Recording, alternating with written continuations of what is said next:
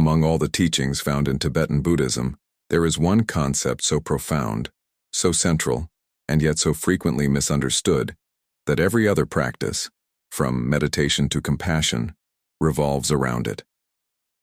That concept is emptiness. In Sanskrit it is called śūnyatā. To the Western ear, the word sounds cold, even nihilistic. Many imagine it means that nothing exists, that life is meaningless, that everything we see is illusion. But in Tibetan Buddhism, emptiness does not mean nothingness. It means freedom. It means the boundless openness that makes everything possible, the infinite potential from which all forms arise and into which all forms return. Emptiness is not a void where nothing matters. It is the living space where everything interconnects. When Tibetan masters say emptiness is everything, they are not talking about a philosophy to be believed. They are describing direct experience. Emptiness is the nature of reality as it is, before concepts take hold. You could also call it pure awareness, luminosity, the ground of being, or the truth of interdependence. As the great scholar Nagarjuna wrote nearly 2,000 years ago, whatever is dependently arisen, we call that empty. That is dependent designation, and that itself is the middle way. In other words, emptiness is not separate from the world of appearances. Rather, it is what allows appearances to arise in the first place. Without emptiness, nothing could move. Everything would be frozen. Because things are empty of fixed essence, they can change, evolve, appear and pass away. To begin grasping this, it helps to look carefully at what emptiness is not. It is not annihilation or negation. It does not deny existence. When Buddhism denies inherent existence, it refers not to what we see with our eyes, but to the solidity we project upon it. A cup exists conventionally, it holds tea. But its existence depends on countless conditions. The clay, the potter, heat, hands, time, language, the concept, cup. Remove any of these conditions and the cup disappears. There is no separate, independent thing called cup existing on its own. It is dependently arisen, woven together by the web of causes, perception, and meaning. This is what emptiness means, that nothing stands alone. Every particle in the universe coexists with every other, held in constant relationship. Emptiness and interdependence are not two different ideas. They are the same truth seen from opposite sides. In the Tibetan monasteries, young monks learn to debate this point fiercely. One will hold up a flower and ask, "Is this flower inherently existent?" The other replies, "No, because if it were inherent, it could not decay or change." They continue testing each assumption until every clinging mind is forced to see that existence as we ordinarily perceive it depends on labeling and context. The teaching does not aim to destroy the idea of the world, but to free it from rigid grasp. To realize emptiness is to experience life as fluid and interconnected, without fear of loss or attachment. The metaphor used most often in the Tibetan texts is space. Space contains all forms yet is never stained by them. Clouds, storms, stars, and birds all move within the sky, but do not alter the sky itself. Likewise, awareness is open like space. Thoughts, memories, and identities drift across it but leave no trace. Clinging to them is like trying to pin down a rainbow. Emptiness, in this sense, is the spacious fabric of reality itself. To see this directly is called prajna, or wisdom, and it forms half of the path to enlightenment. The other half, karuna, compassion, naturally arises when you see that nothing separates beings or objects. Because all things share the same empty ground, harming another becomes indistinguishable from harming oneself. Modern readers often stumble here, mistaking emptiness for despair. If everything is empty, what's the point? But Tibetan masters never use emptiness to dismiss life. They use it to awaken gratitude. When you realize that every moment is a unique confluence of causes never to be repeated, life becomes infinitely precious. Each breath, each glance becomes sacred in its ephemerality. The point of discovering emptiness is not to escape the world, but to live inside it with full presence, unburdened by the illusion of permanence. The early stages of practice involve analytical contemplation. A teacher may instruct a student to examine any object, perhaps their own body, a memory, or an emotion, and trace its components. The body seems solid until you examine its parts: bones, muscles, organs, cells, atoms, all processes rather than entities. The idea of self dissolves the same way. Where exactly is your I? In your brain, your feelings, your thoughts? Each component changes every moment. The self turns out to be a stream of experiences labeled me. When you extend this inquiry to the entire world, the mind eventually releases its habitual grip on defining things. Suddenly, reality feels spacious, transparent, alive. This insight is not sterile logic, it's revelation. One of the unique contributions of Tibetan Buddhism is that it refuses to stop at philosophy. Realizing emptiness intellectually is not enough. You must taste it directly through meditation. Texts like the Heart Sutra say, "Form is emptiness. Emptiness is form." Meditation is where that paradox becomes more than words. When you watch thoughts arise and dissolve, you start seeing what emptiness is everything means experientially. A thought appears: worry, joy, memory. It seems real for a few seconds. Then it fades. Another appears. You begin noticing that thoughts don't exist between appearances. They come from nowhere and return to nowhere, leaving no residue.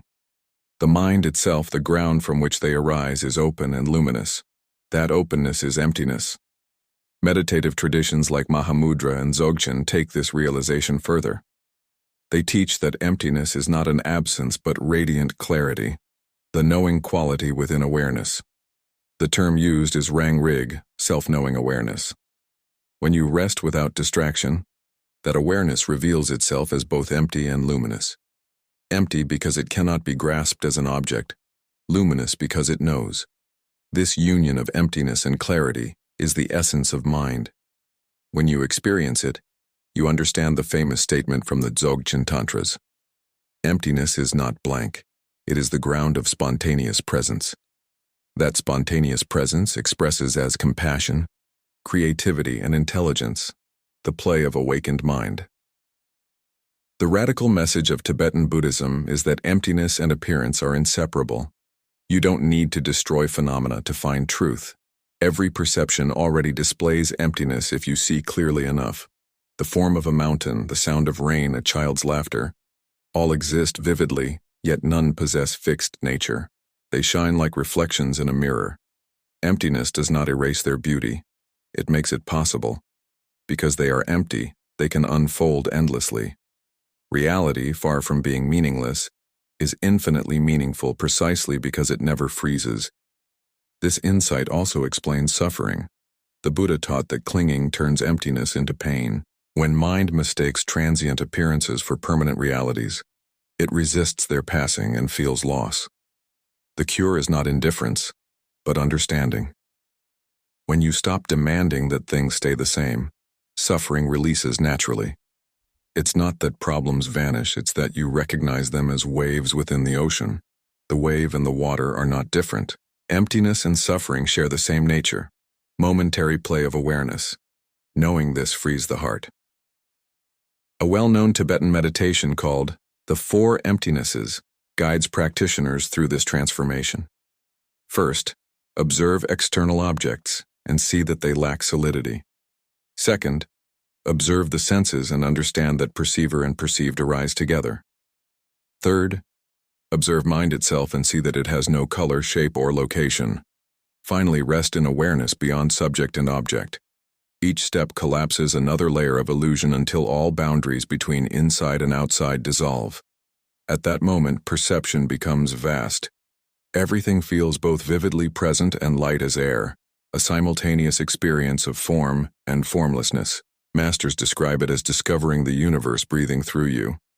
Once this recognition stabilizes, compassion arises not as duty, but as spontaneous response.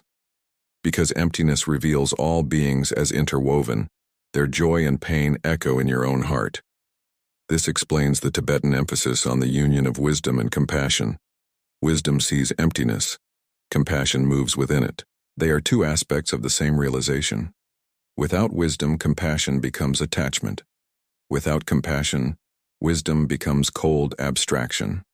Together, they create enlightened activity, responding to suffering without clinging to self. In daily life, understanding emptiness redefines every experience. Anger softens when you see it as energy without owner. Fear dissolves when recognized as thought without substance. Pleasure becomes deeper because it is free of grasping. When you look at another person and realize they, too, are a temporary form expressing timeless awareness, love becomes vast. The ordinary world remains exactly the same yet feels completely transformed. Even mundane routines, the clinking of dishes, traffic, work, become appearances dancing in the clear openness of mind. You are not escaping life. You're seeing it as sacred display. Tibetan art mirrors this understanding beautifully. Mandalas, intricate patterns of deities and symbols, represent the emptiness of all forms. The artist painstakingly creates a perfect diagram of the cosmos using colored sand, only to sweep it away upon completion. The destruction is not tragedy but teaching. It demonstrates impermanence and the joy of non-attachment. Likewise, ritual dances called cham dramatize deities emerging from emptiness and dissolving back. Every movement becomes a visual sermon on the truth that everything arises from the mind and returns there. Emptiness also underlies the Tibetan teaching on death. The famous Bardo Thodol instructs practitioners to recognize the clear light appearing after death as their own awareness. In that moment, if they realize the luminous emptiness of mind, they attain liberation instantly. That is possible only if one has recognized it during life. Hence, all meditation points back to this recognition. The one who sees emptiness while alive will recognize it again at death. The cycle of samsara collapses because there is no one left to carry it forward. As a philosophical system, emptiness culminates in what Tibetans call the middle way, madhyamaka. This view avoids the extremes of eternalism, believing things truly exist, and nihilism, believing nothing exists. It says appearances occur, but they occur as illusions like reflections on water, not substantial yet not non-existent. The middle way teaches us to rest in the paradox that life both is and is not. Holding both truths simultaneously unties the fundamental knot of human suffering, the urge to make reality simpler than it is.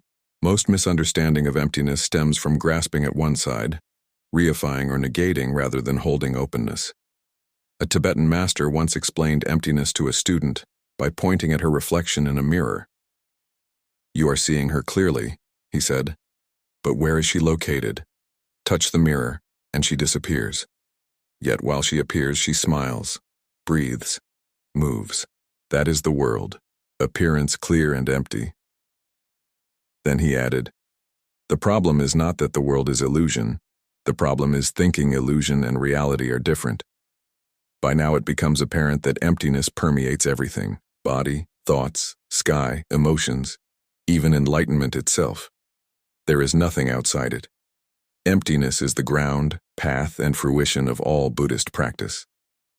Understanding this intellectually may inspire awe, but realizing it experientially dissolves the illusion of separation forever. Tibetan teachers emphasize patience here.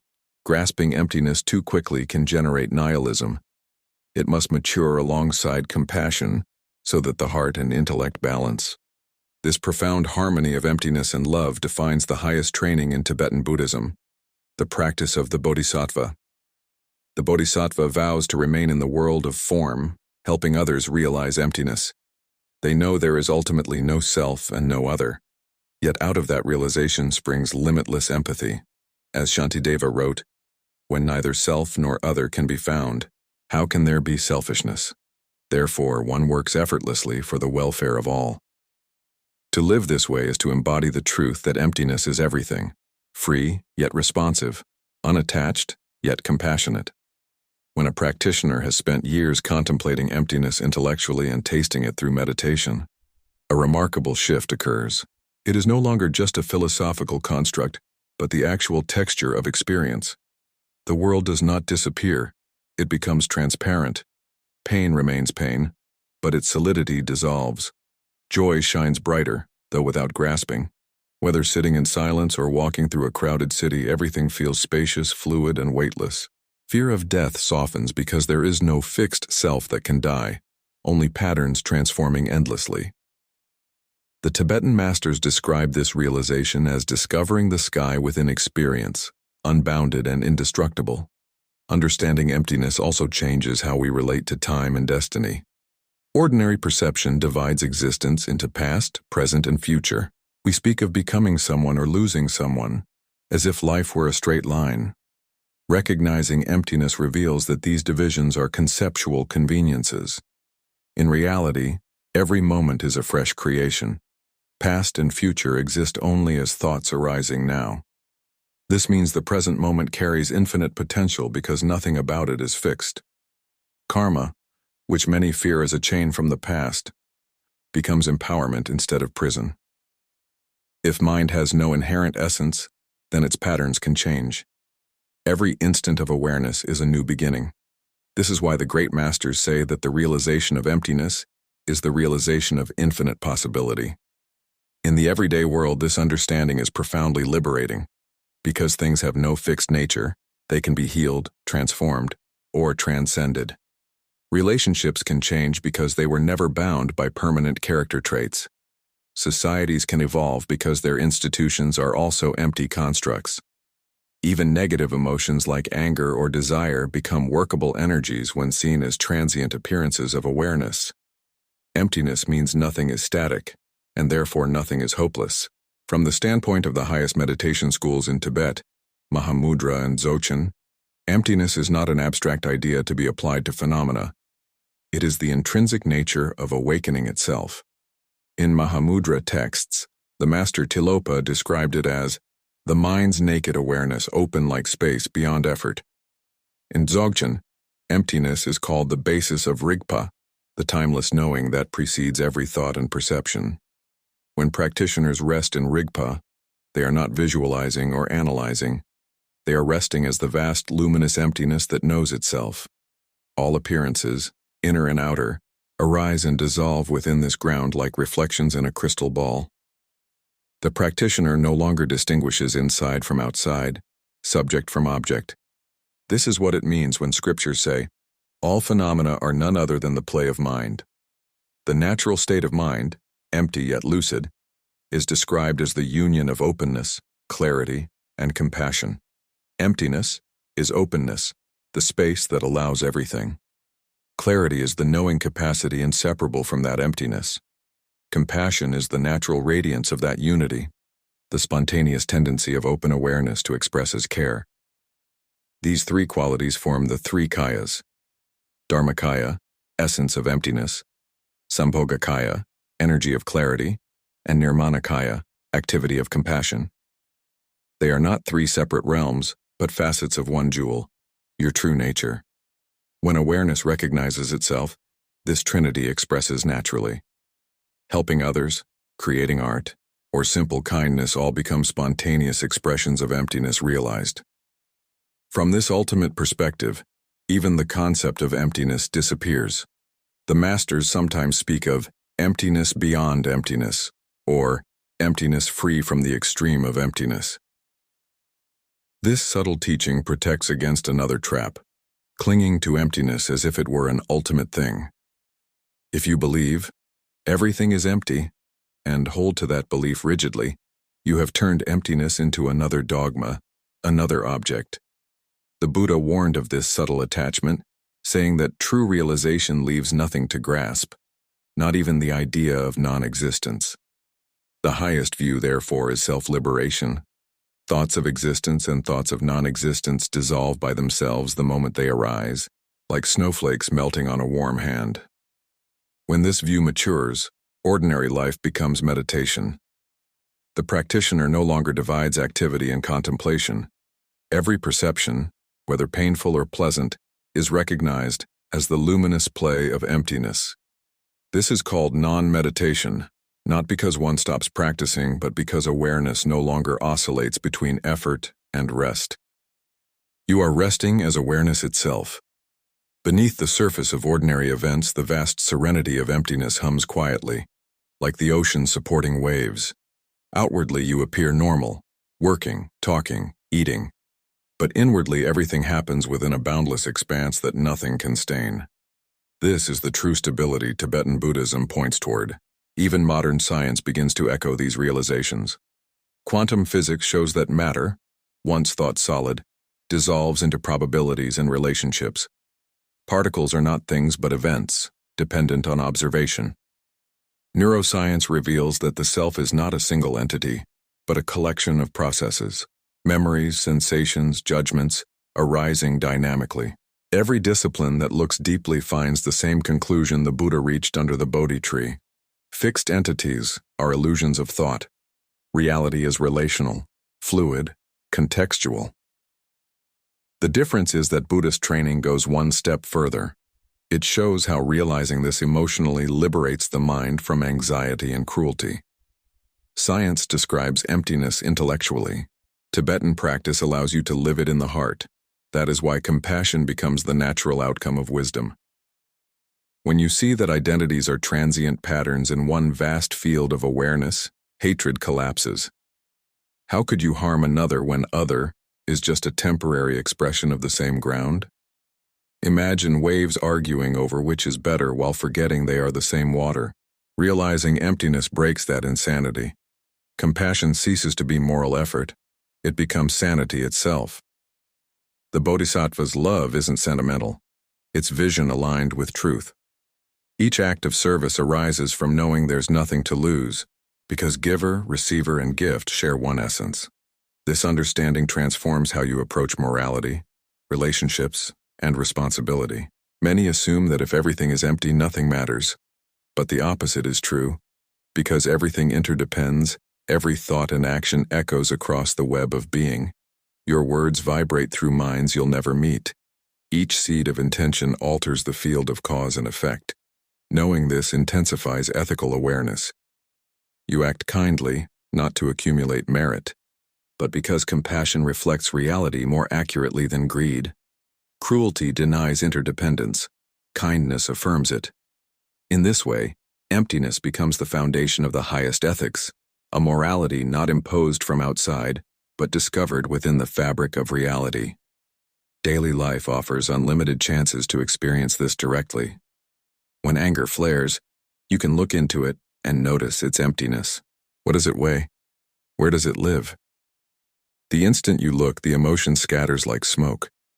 When sadness visits, recognize it too as a wave passing through space.